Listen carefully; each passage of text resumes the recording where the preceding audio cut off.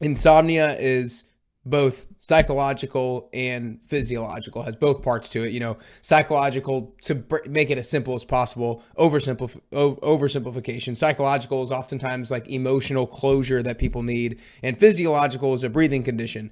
And oftentimes it's the breathing condition that people have that causes their brain to have racing thoughts to prevent them from going to bed so that they don't die from their breathing condition. That is absolutely insane. That is crazy. Okay, so we're talking about this breathing condition. What is the breathing condition that people typically have that prevents them from falling asleep and or staying? Right. So sleep disordered breathing is the umbrella term that I like to use. Everybody uses terms like obstructive sleep apnea, which sounds a little bit scary because obviously you stop breathing when you have an apnea. Apnea means stop breathing. But what I want to get across is any minor degree of sleep breathing disturbance is enough to cause insomnia. If Right. you put your hands on your throat and you choke yourself 10% or 25%, you don't say, oh, well, that's comfortable. I could tolerate it. No, you go, I don't like that. I don't like anything to interfere with my breathing. So in sleep disordered breathing, I have these categorizations called apneas, hypopneas. There's also something we call the third breathing event. The third breathing event is much more subtle. It's only like a 10 to 25%, quote, only 10 to 25% drop off in airflow. An apnea means you actually stop breathing. Hypopnea means you lost 50% of your airflow.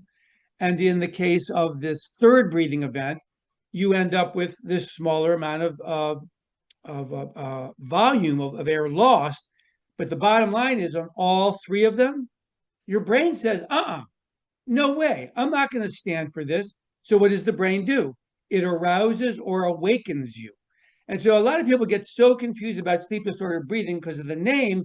Sounds like it, oh, well, this must be all about oxygen. Well, no, the average insomnia patient who has this problem has almost perfectly normal oxygen. There's nothing about the oxygen that's absolutely dangerous.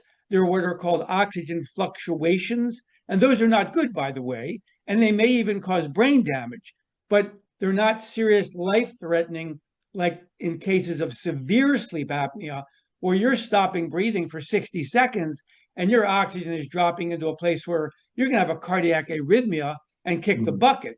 So that's not what we're talking about. We're talking about the fact that so many people with insomnia have these hypopneas and these third breathing events, and their problem is the brain fragmentation. Sleep fragmentation is the brain damage that we talked about at the outset.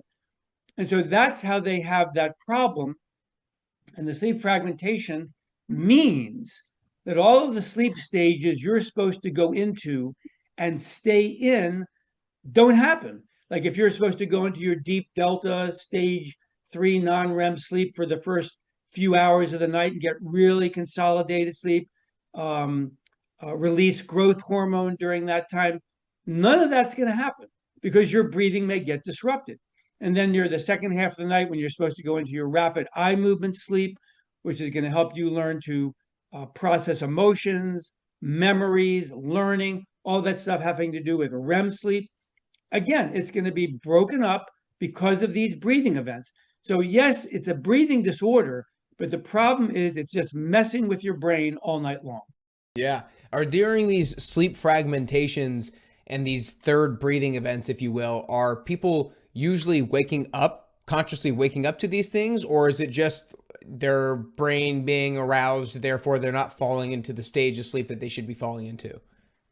So, rarely waking up in terms of percentages.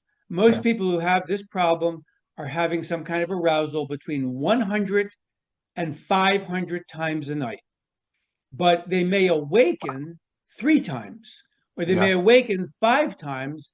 And we always used to kid them, in the sleep center. We say, "Oh, you wake five times? Okay, well, add a zero to that. What do you get? You're saying I get up 50 times? Yeah. Now add another zero. I go 500 times. You're telling me my brain is trying to wake up? Yeah, because it wants to make sure you're breathing better." Yeah. Yeah, That's that's crazy. crazy. That's That's crazy. crazy.